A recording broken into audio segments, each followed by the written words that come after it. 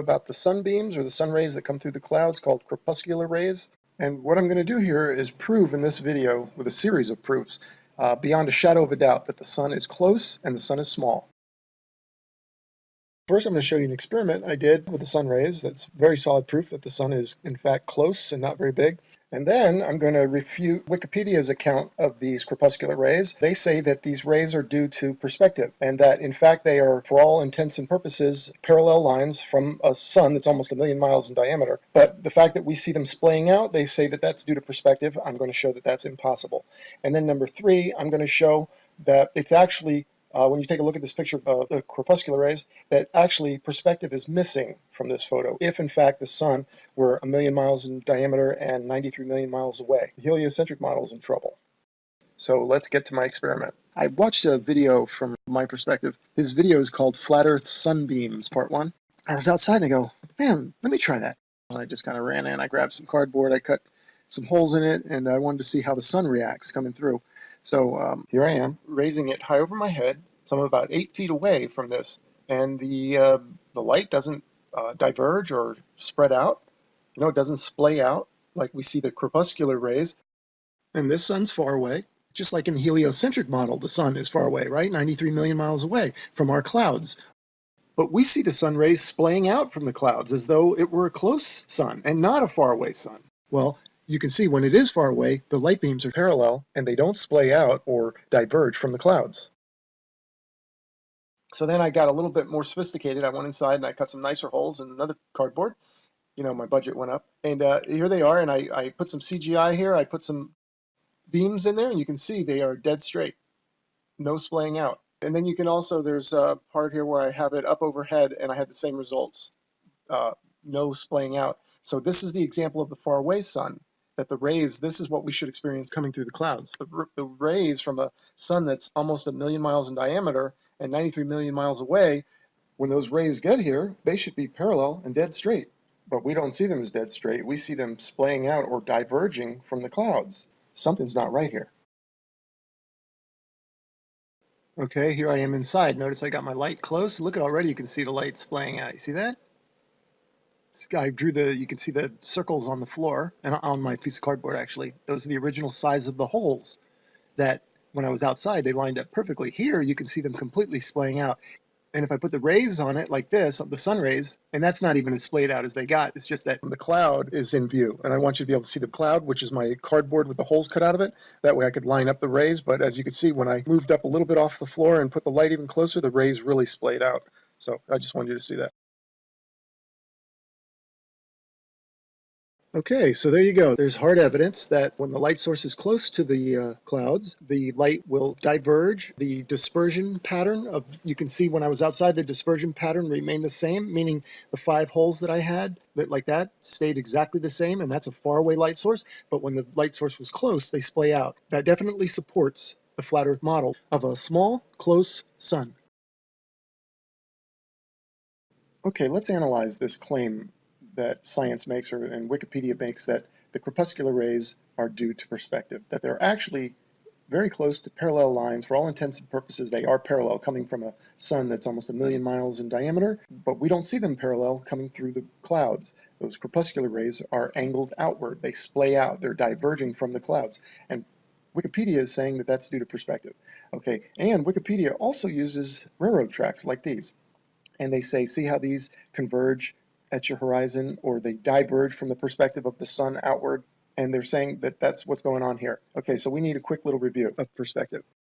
Notice in this long hallway, all parallel lines and planes angle to the eye level or the eye position of the observer. Notice that the side walls angle in, those are parallel lines to one another, and the ceiling and the floor are also parallel, but notice how they angle toward each other and they come to your eye level. All right, you have an X, Y, and Z axis. So the railroad tracks would fit your Z axis. That's going away from you, and those lines, yes, they converge. But the sun, and especially when the sun's overhead, would be bombarding us with huge vertical parallel lines, or rays, parallel rays. Yet we don't see any of that ever. So what I'm going to show you here is that this claim that these crepuscular rays is due to perspective is not true. It's impossible, because perspective will not converge or diverge or splay out lines or planes that are parallel to one another, that are perpendicular to the viewer or his Z-axis. Okay, so like in this picture of the railroad tracks here, The line's going away from you. That's I did with the green line. That's the railroad track. That's obvious. And right from the get-go, they start to converge. Now, those are parallel lines, but yet we never see them as parallel. They're always converging as they go away from you.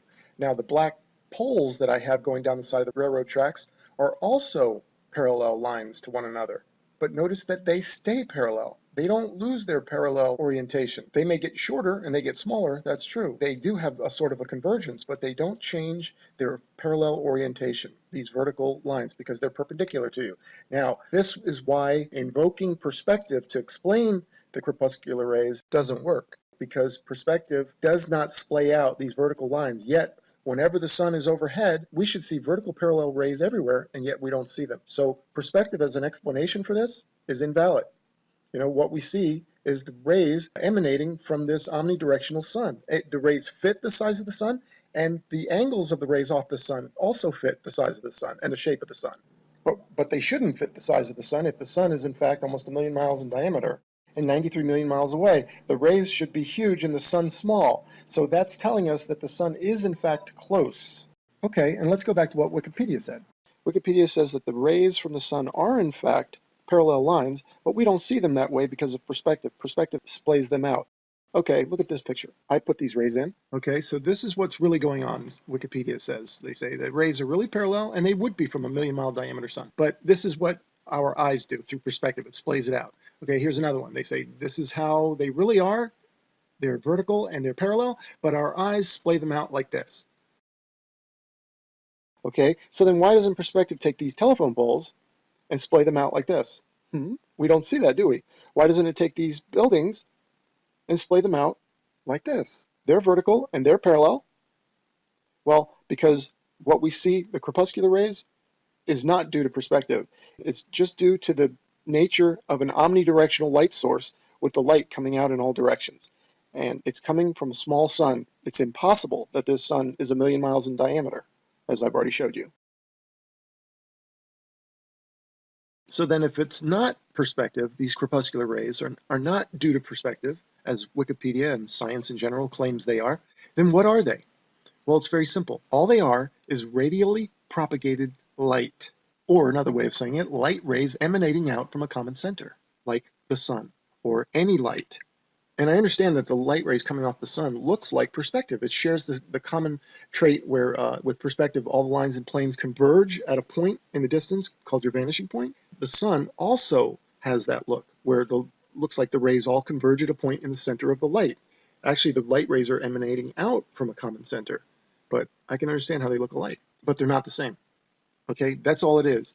And so, as we've already proved, that perspective can't explain the crepuscular rays, because where are all the vertical parallel sun rays then? They don't exist. Okay, so next I'm going to show you with streetlights and sunlight and how they look exactly alike.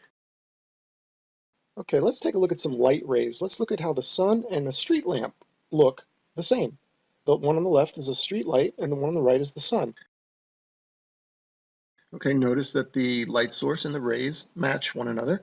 And with the street light, that light is here on Earth, right? It's right there on your street. And those rays look in proportion to that light. They're also here, right? On your street or wherever you see that light. The sun, they're telling us, is actually far away, but the light rays are close. Like when we see these crepuscular rays coming through the clouds. And did you know that streetlights also have crepuscular rays, just like the sun does? And you know what? They look identical. Let's have a look. Here on the left, that's a street light, and those are crepuscular rays coming off of that street light, and they look identical. They are in the same proportion as our sun and its rays. And you can't say that that's perspective, because they're right there, and as we've seen, perspective can't explain those rays anyway. So those rays are nothing more than radially propagated light. In other words, it's light coming from a common center. That's all.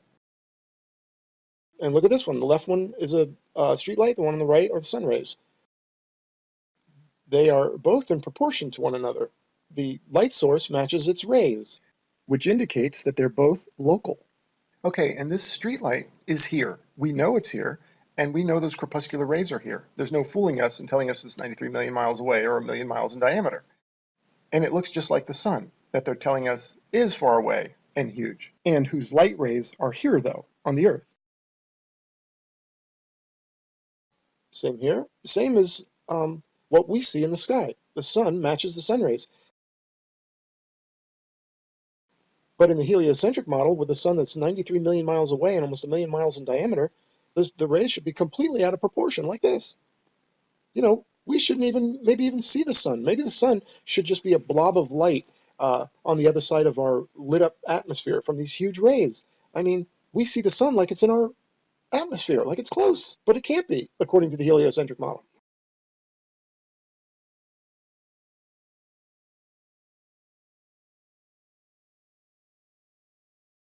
And next, I want to show you how, in this photo, perspective is actually missing. And what's ironic is the very linear perspective that they tried to invoke to explain this photo is actually missing from this photo for the heliocentric model to be true. Okay, so what do I mean by that? Well, I mean, they invoked perspective to describe or explain these crepuscular rays, the fact that they're splaying out from the clouds, because they had to invoke perspective or something because this picture doesn't work for the heliocentric model. This picture of these crepuscular rays is a problem for their model because the sun is supposed to be a million miles in diameter. But the problem is they've invoked perspective, but perspective doesn't work because, as I've already showed you, it doesn't explain the parallel vertical lines that we should see all over the place. Perspective will not splay those out, right? So these vertical rays should be everywhere, the parallel vertical rays, but we don't see them. The perspective that's missing is like the sun is out there and it's almost a million miles in diameter, right? So its sunbeam, it shoots out a sunbeam, and that sunbeam is 100,000 miles wide, let's say. But what we see from here looks very small, right? But not when it gets here. When it gets here, it's going to be massive, okay? But yet, look at these sun rays coming through the clouds. They're small, they're skinny, they're tiny. They match the local sun that we see in the sky here. So that's what I mean by perspectives missing. And let me give you a couple of real-world examples to help you figure this out. Okay, now imagine you're at a football game, an American football game, and you can see the player, the quarterback, down on the field, and he's as big as a peanut, okay, on the field, even smaller. Okay, and the football is the size of a short grain of rice, and he's got this great arm, and he turns around and he throws that ball up to you in the stands, and he can throw it all the way to you. Now, I got a question for you. When the ball gets to you, is it going to be the size of a grain of rice, or is it going to be the size of a regulation football? Well, it's going to be the size of a regulation football, right? But that's not what we see in this picture with the sun rays. Those sun rays fit the size of the sun. And now let's take a look at this soccer player. All right, for those of you who don't know American football, there, he kicks it, he's far away, and the ball gets to you, it's going to be the size of a soccer ball, right? This is proper perspective. This is the perspective we're not seeing when we look at the sun. The sun that we see in the sky is close. Okay, here's a train leaving a station far away down the tracks. Also analogous to the rays leaving the million-mile diameter sun. Okay, the rays would be massive just like the train is massive compared to that little train station. Right? That's proper perspective. Now look at these shafts of light coming from the sun, the rays. The sun on the right here, each of its rays that you see coming off the sun would be about 100,000 miles wide, just like this. You could fit 10 Earths side by side in that ray. Okay, so when we look at these rays, they're not 100,000 miles wide, and they're diverging out from a small sun that we see in the sky. I mean, that proves right there the sun is close and small. Now, I know somebody's going to seize upon this and say, hey, wait a minute, but we don't see perspective with the sun traveling over the flat Earth. We should see it shrink to a dot and disappear. We don't see that. Well, I was going to save this for another video, and I maybe still will, but let me introduce to you celestial perspective. It's different than regular perspective that we're used to every day. Regular perspective, we see a train on the tracks, and as it goes away from you, it gets smaller and smaller and smaller until it disappears. But the sun, on the other hand, is different because the sun, when it's quote-unquote next to you, is high overhead and has already experienced a reduction in size. Now, as it goes away from you, it follows the convergence lines down to your horizon, essentially keeping it the same distance from you. So the two movements offset each other. The one, the sun moving away from you, and then the visually lowering as it follows the convergence lines down to your eye level horizon. Also, the sun is too big to shrink to a dot anyway, right? It's going to go below the observer's horizon before that happens. Now note this about the convergence lines. Notice that on this wall of lines, the higher up they get, the more steep they get. They orient themselves away from the horizontal and more to the vertical. So the train on the tracks, as that goes away from you, it's right on your eye level. It's actually on your z-axis. Here's a picture of the z-axis, x-axis, and y-axis. It's on your z-axis, so all you can see is the train get smaller and smaller and smaller. You can't see any movement laterally or vertically out of that plane. But the sun is different because the sun, even though it's cruising over the Earth parallel to the ground, it's on a much higher plane. So when it's overhead, it's already had a visual reduction in size. So now when it goes away from you and it follows those convergence lines down, it'll appear to be the same size because the going away and the lowering kind of offset each other. And same as this train. If you put this train high up overhead, that will cause it to already have a visual reduction in size also. So now when it goes away from you, it too will maintain its size. Kind of like if you're flying a kite, right? And you have the kite and it's a mile overhead, well, it'll appear a certain size, right? But let's say it takes a nosedive, but the string stays taut, so it goes all the way to the ground. Now it's a mile further down the road from you, but it's still the same size visually, right? So that's kind of how this works too. So let's recap. In my experiment, I showed that when the sun is close, the rays splay out, but when the sun is far, the rays are straight parallel beams. Yet this is what they show us, this picture of crepuscular rays, and say that that's a faraway sun. Then I showed you how perspective can't explain what we see because it doesn't splay out things like these poles or these buildings. And then I showed how the sun mimics perspective. It has the same look. The light rays radially propagate outward, or they radiate out from a common center. And that's what we're seeing with the sun. It's not perspective. And then I showed how the streetlights, the crepuscular streetlights, match the sun. The same crepuscular rays from the sun and from the streetlights, and they look identical. Both local light sources and local rays. Then I showed you celestial perspective, and that's different from regular perspective, like the train going down the tracks that's on your same plane as your eyes, and as that goes away, it can only shrink. It gets smaller and smaller. But the sun is high up overhead, so it's vertically already had a visual reduction in size. So as it goes down to your eye-level horizon, it'll maintain its same size. Okay, and that wraps up celestial perspective, and that wraps up this presentation. I believe we made a strong case. A lot of evidence here, if not complete proof. And thank you so much for watching. There's only one thing left to do. Let's kick the ball out of here. Take care.